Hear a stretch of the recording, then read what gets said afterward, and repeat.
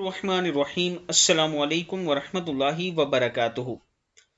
عابد راجہ channel کی طرف سے آج میں اپنے دوستوں کو رسول اللہ صلی اللہ علیہ وآلہ وسلم کا ایک بہت ہی پیارا فرمان سناؤں گا۔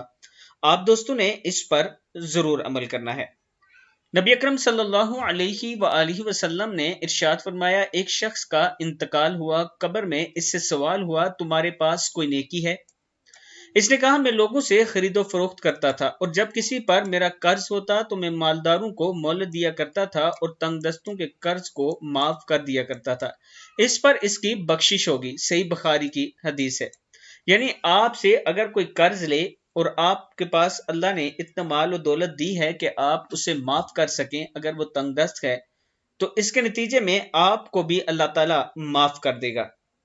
میں اپنے دوستوں سے گزارش کروں گا کہ اس پر آپ نے ضرور عمل کرنا ہے، اور اس ویڈیو کو بھی آپ دوستوں نے آگے ضرور شیئر کرنا ہے تاکہ دوسروں تک پہنچ سکے۔